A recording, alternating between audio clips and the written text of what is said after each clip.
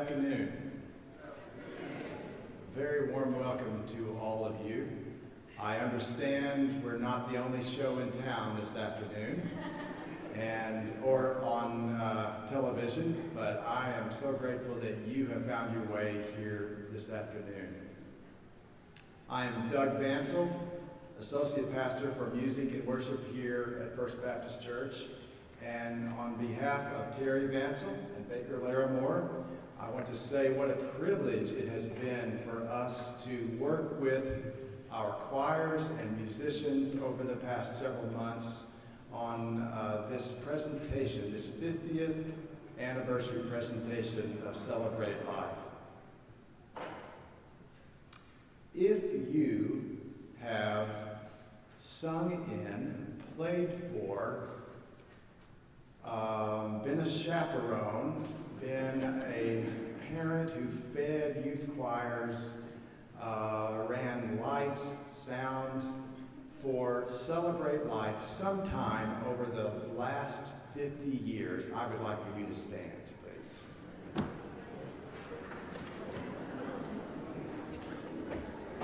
All right. Remain standing if your first experience with Celebrate Life in participation was in the decade of the 1970s. Remain standing if you did that. In the 1970s. Okay.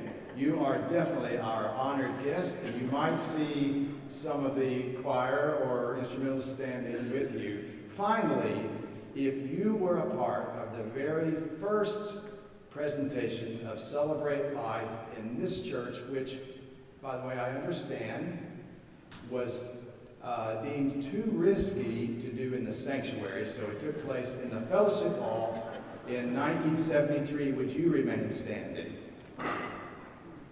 I see some brothers back there. Yes. All right.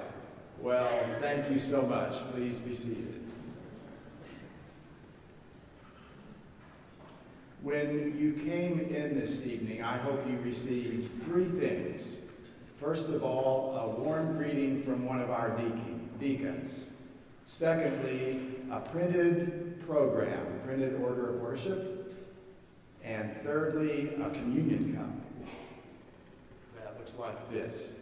And if you did not, we want everybody to have one. So our deacons are going to come forward, and if you would raise your hand if you need either of those things, a printed program or a communion cup that we will use in the service, we would certainly like to provide those for you. I want to make sure everybody has one. Thank you.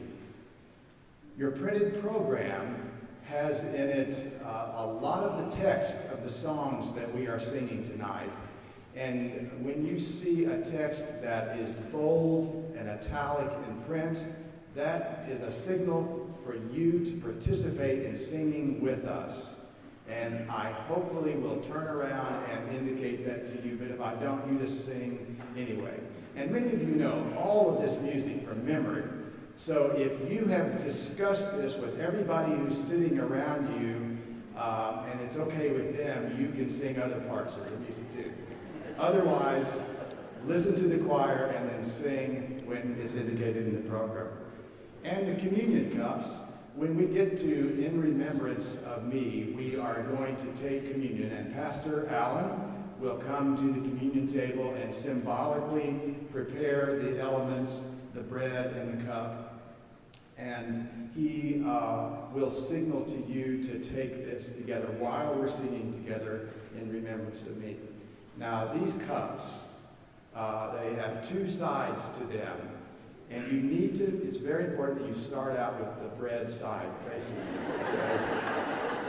Otherwise, you're going to be wearing your communion elements at home. So we want them to be internalized for you. Okay, very good. I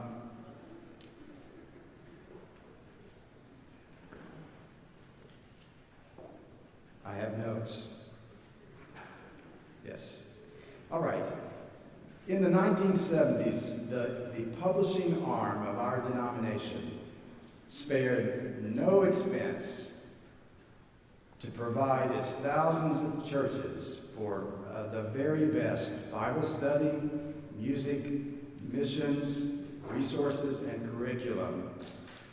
No matter if you were a Bible Belt, large First Baptist church like this church, or if you were a tiny mission church in the Pioneer, Illinois, where I'm from, a pioneer location for Southern Baptists. And always the goal was to make disciples of Jesus Christ. And this musical is no exception. In fact, it is an exception, really, in so many ways. It's one of the best examples. The board engaged the best and brightest composer and lyricist who was part of our denomination in Burl Red and Reagan Courtney, who were both working in New York City in the musical theater industry and the music education publishing industry. There's a great story for how this all came together, and we won't go into that tonight. But 50 years later, we are so grateful that it happened, and we are living testimony that it has staying power. Of course, what is most extraordinary is the story. The story of a loving Creator's redemption through God's Son and our Savior, Jesus Christ. It is the gospel, the good news, the incarnate truth told in a story. To quote a favorite old hymn, much older than 50 years, about this story which has been told for centuries.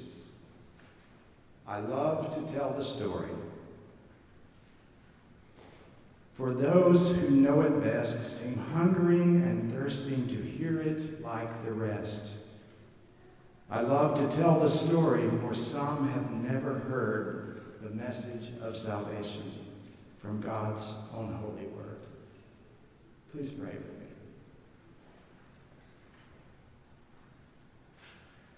May the words of our mouths and the music and the memories and the meditations of our hearts be acceptable in your sight, O God, our rock and our Redeemer.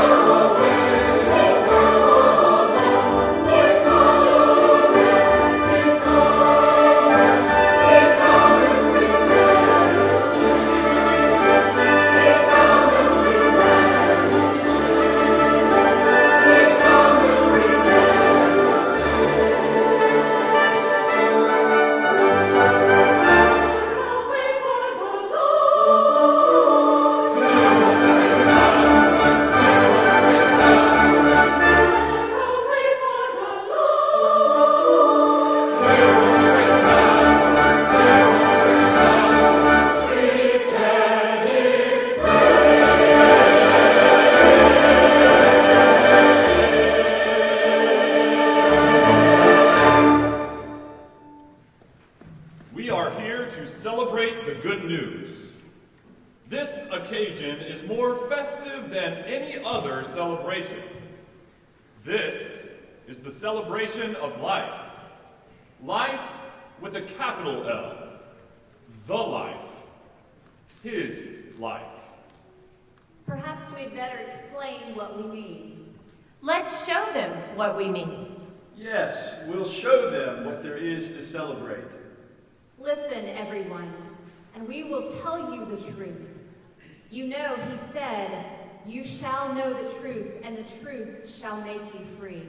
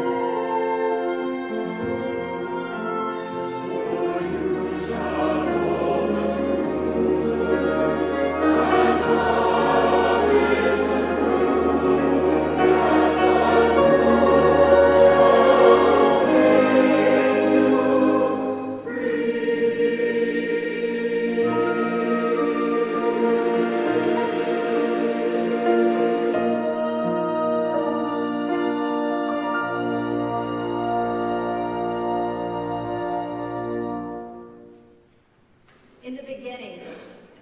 In the beginning was the Word, and the Word was with God, and the Word was God. All things were made by him, and without him was not anything made. In him was life, and that life was the light of all people, and the light shines in darkness, and the darkness can never conquer it.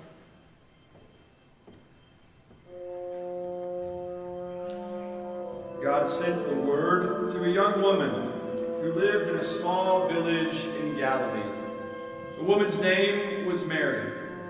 She was told in a vision that she was to have a baby, and that baby was to be the Son of God. Hail, blessed one.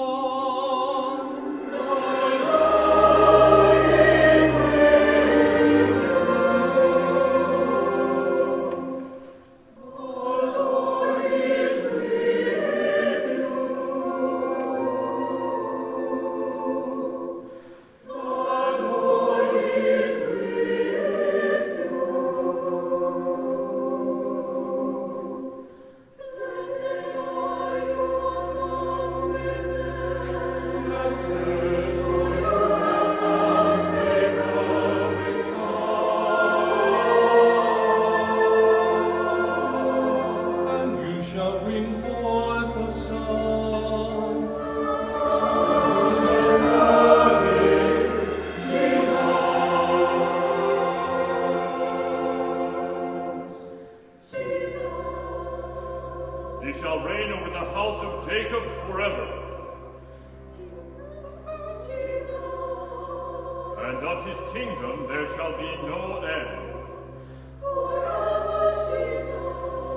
He shall be called the Son of the Highest.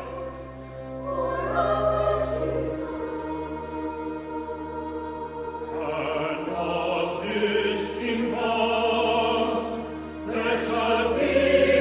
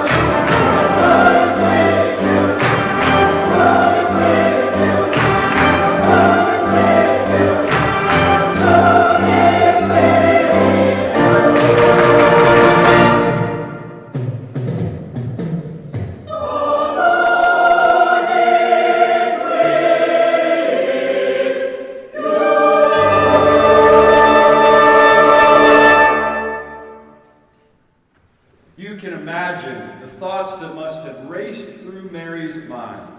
Here she was, a young woman who had not known a man, an angel talking to her in a vision, telling her that she was going to have a baby. What would she tell her family? Who would believe her? What would people say? It was a strange position to be in, but she was willing for God to use her.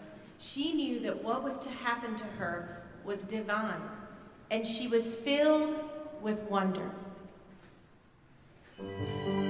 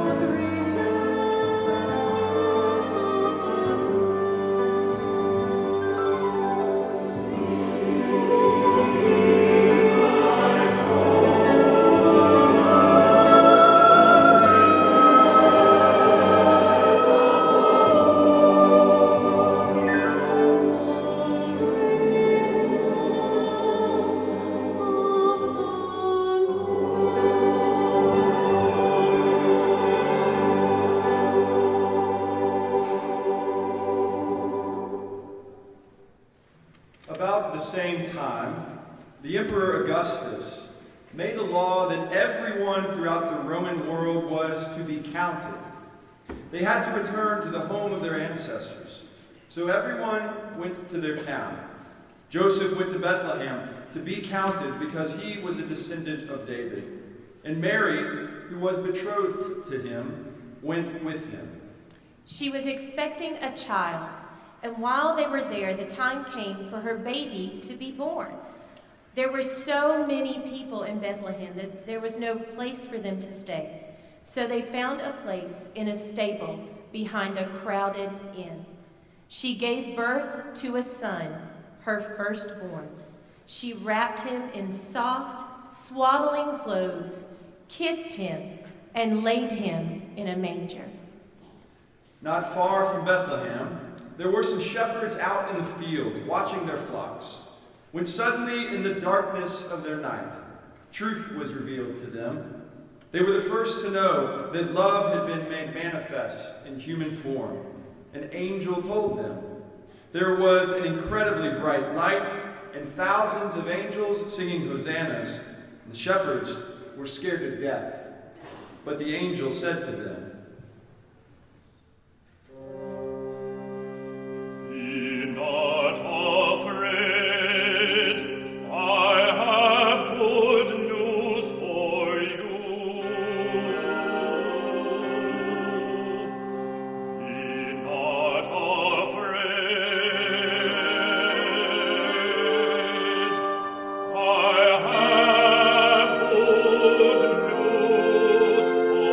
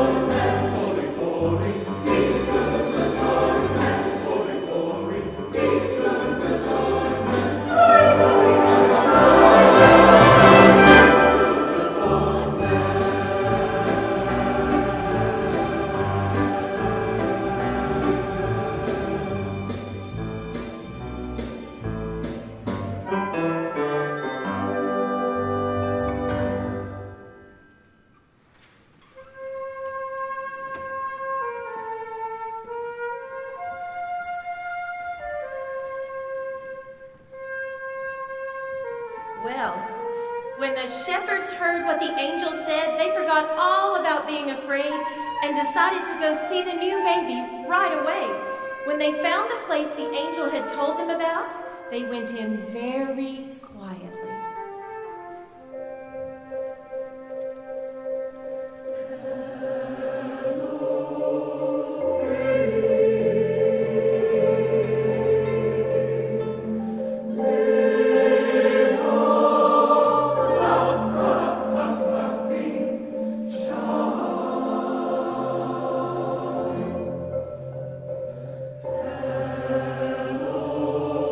Jesus.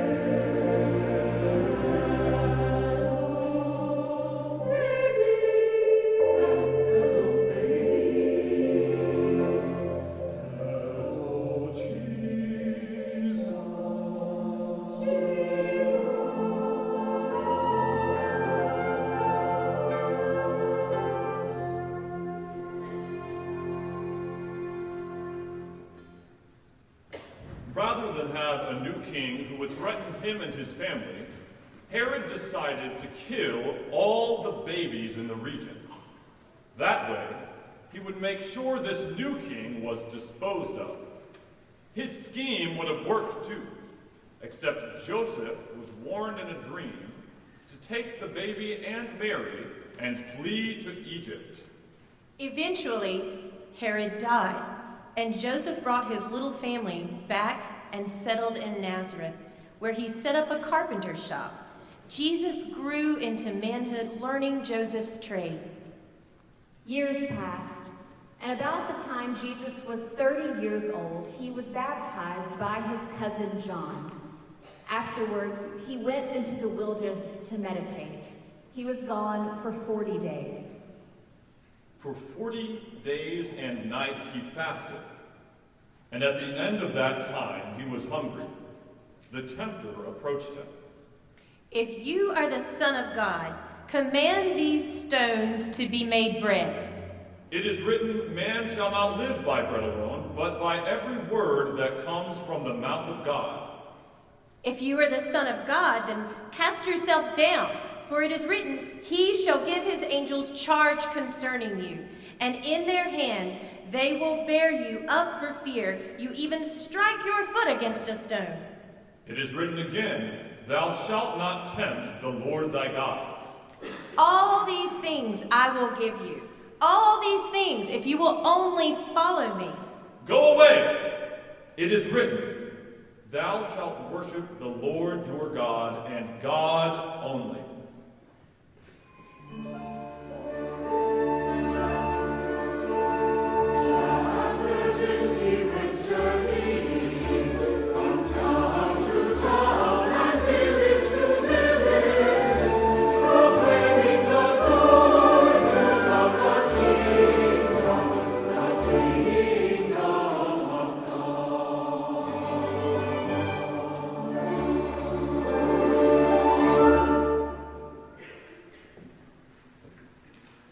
With him were the 12 whom he had called to follow him, learn from him, and tell others what they had learned. A lot of people began to gather wherever Jesus was. He taught them and he healed them. Remember Jairus' daughter. I was not there, but I heard about it. Jesus was walking along, and a mob of people. They were trying to hear what he had to say, so they were crowded in all around him. He could hardly move for all the people. Suddenly, Jairus pushed through and fell at Jesus' feet and begged him to come to his house because his daughter was dying. Oh, I remember. A lot happened that day.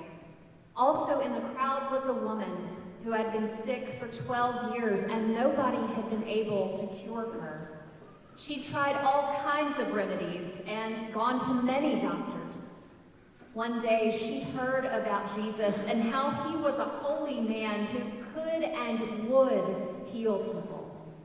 That's about all she knew about him. But on the strength of that, she decided to go to him. But when she got there, there were so many people around him that she couldn't get his attention.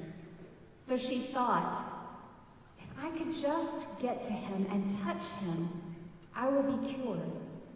She inched her way closer and closer.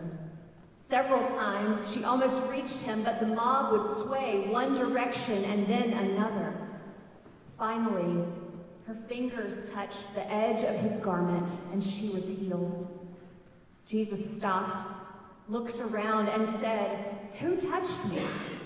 Seeing that she had been discovered, the woman spoke in a timid voice. "I did, sir.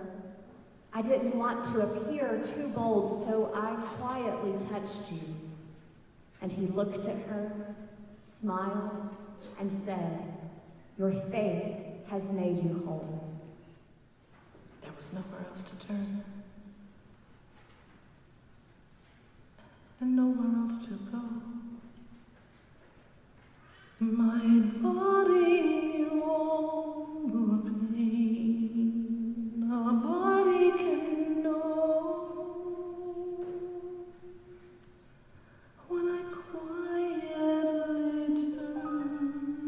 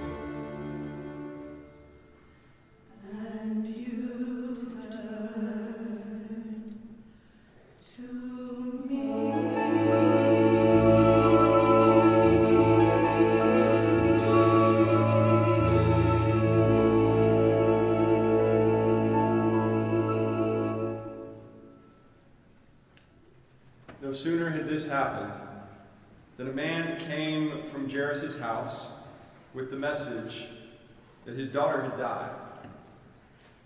And Jesus heard and said, "Don't be afraid.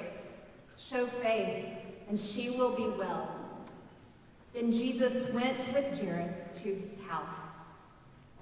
When Jesus got there, he let no one go in with him except Peter, John, James, and the child's father and mother. The rest of the household were crying for the dead girl. He said, "Don't cry. She is not dead. She is asleep." Jesus took hold of her hand and called her, "Get up, my child." and she did.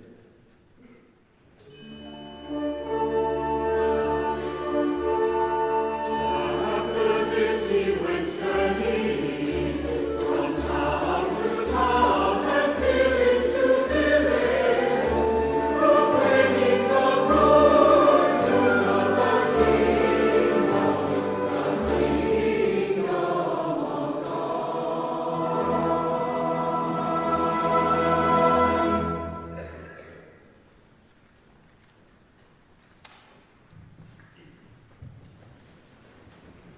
When he saw the crowds, he went up the hill. There he taught them, saying, Blessed are the poor in spirit, for theirs is the kingdom of heaven. Blessed are they that mourn, for they shall be comforted. Blessed are the meek, for they shall inherit the earth. Blessed are they which do hunger and thirst after righteousness, for they shall be filled. Blessed are the merciful, for they shall obtain mercy. Blessed are the pure in heart, for they shall see God. Blessed are the peacemakers, for they shall be called children of God. Blessed are they which are persecuted for righteousness' sake, for theirs is the kingdom of heaven. Blessed are ye when men shall revile you, And persecute you, and shall say all manner of evil against you falsely for my sake. Rejoice and be exceedingly glad, for great is your reward in heaven. for so persecuted they the prophets which were before you. and he taught us how to pray. Enter into thy closet, and when thou hast shut thy door, pray to thy Father.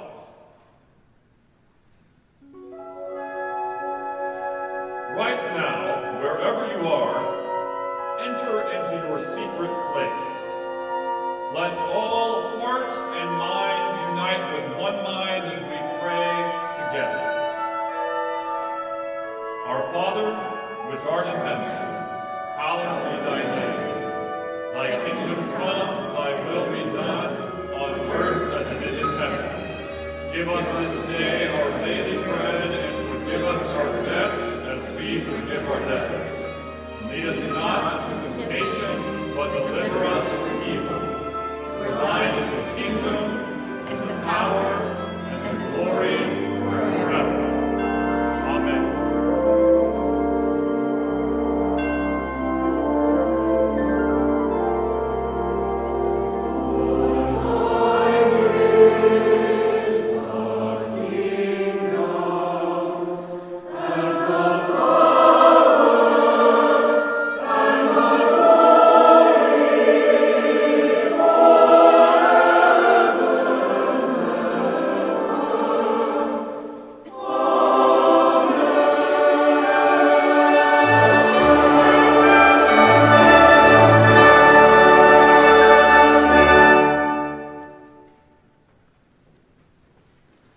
How Jesus loved the people, and they seemed to love him.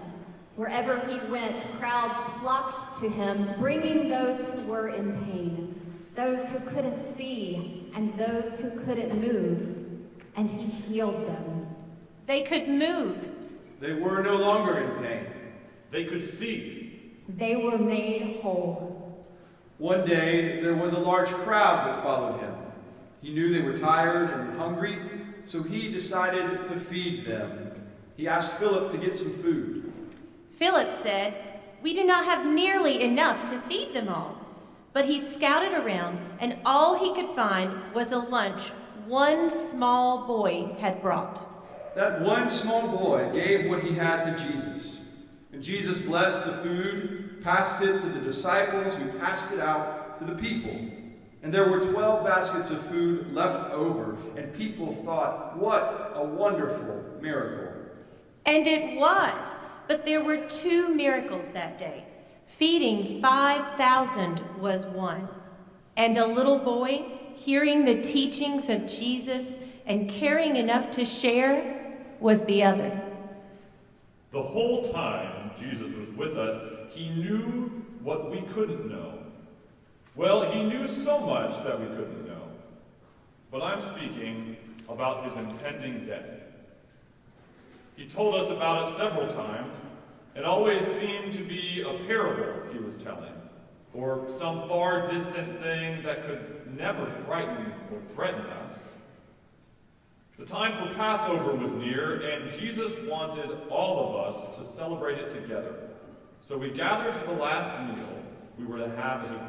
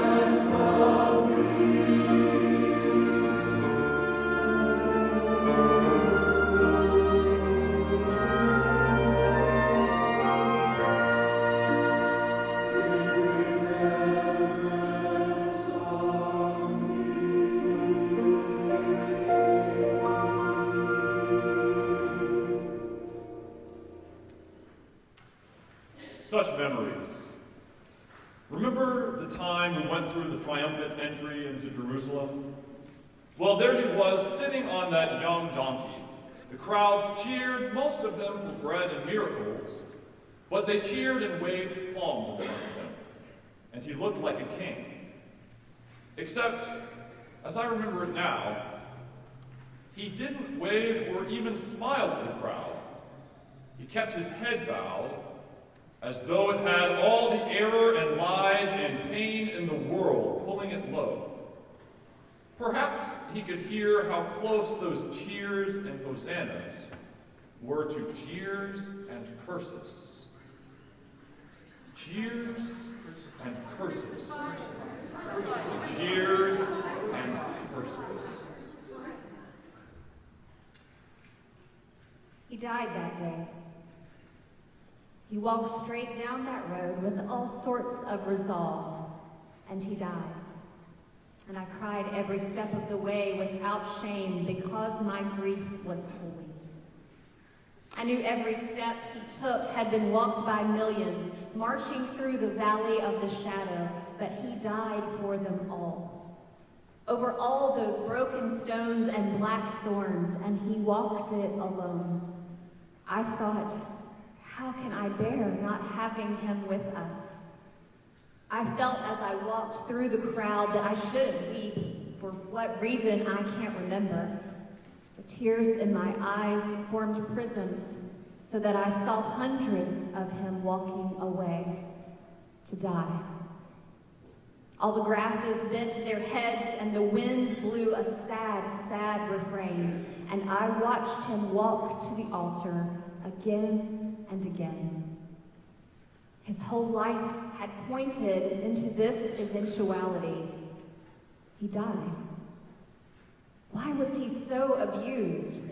Because he loved? Is love so horrible to look at that people must kill it? Later, I sat in my whitewashed house after his death, unable to make any sense or rhyme or reason out of his life. I wanted to end it all like Judas had done, but I was terrified out there. The winds, the nights, dark. I was alone and terrified. We couldn't believe it. Our world crumbled and lay before us, pale, naked, and dead. We were frightened, so we stood back. Death was so real to us then, and we were so afraid. We were afraid that we might be killed too. After they were sure he was dead, they let Joseph of Arimathea have the body. We stood at the edge of the crowd and could only watch them gently lower him from the cross. They had to disengage his hands and feet from the nails. His body was placed in a tomb, and a large stone was placed across the entrance. It all seemed so final.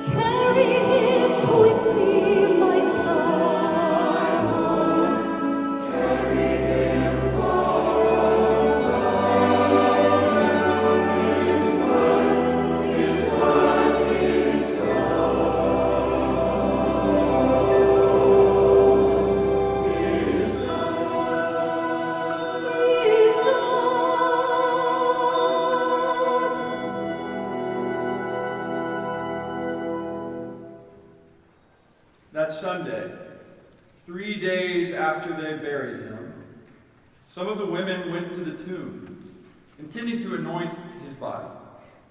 And when they got there, the tomb was empty. The stone, the huge stone, was rolled away, and the grave was empty.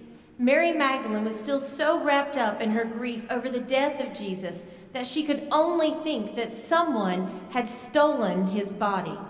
Not only had they robbed her of the life of this man, now they had even robbed his grave. Tears flooded her eyes. She stumbled into the garden sobbing. Suddenly, she saw someone. "Mary," he said. She thought it must be the gardener. "Please, please, if you know where they have taken his body, won't you tell me?" "Mary," he said again, like he used to. Then she recognized him. "Go tell them I am alive." He is alive. He is alive. he is alive. He is alive. He is alive. He is alive. He is alive. He is alive.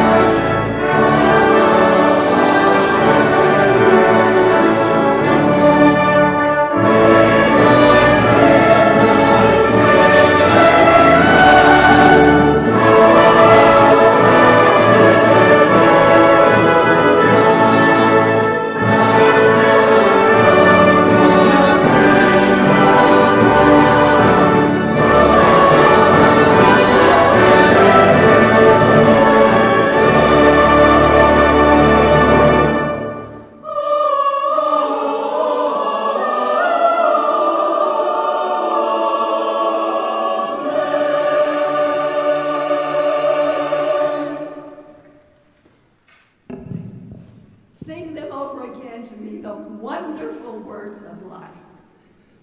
Yes, I'll sing the old, old story. And that's what we've done tonight in this sacred space.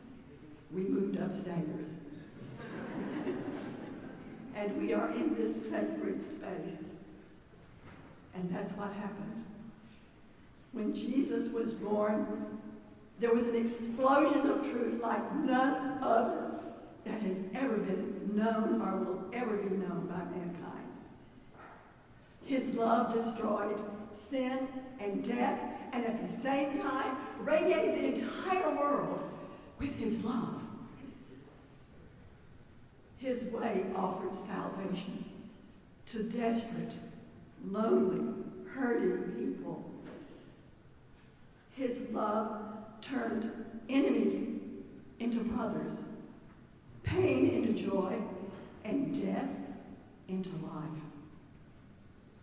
He offers that love to anyone who will accept it. He offers brotherhood.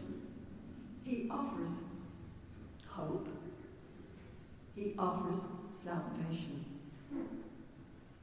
If you will only accept it. And that's what we celebrate. Not his death, not his miracles, but his life. The life he offers to you, and the life he offers to me. And he challenges us at the same time to follow his example of loving and living and serving unselfishly and unconditionally, reminding us to think more of giving than receiving, of loving than being loved, of understanding than being understood, and forgiving than being forgiven. And that's the life he offers to you. And he offers it to me. And he offers it to all of us, if we will just accept it. And he offers it to us now, right now. And that's the life we celebrate.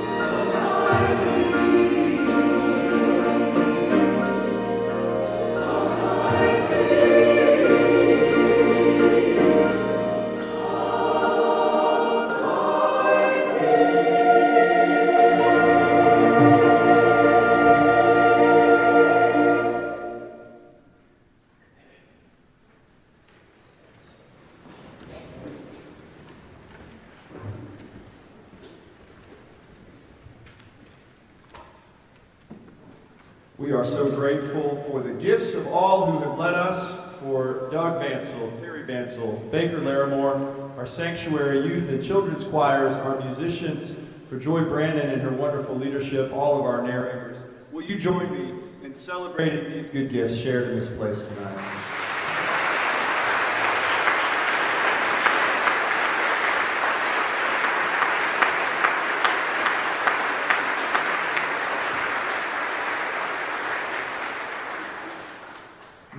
first time participating in the cast of Celebrate Life was tonight.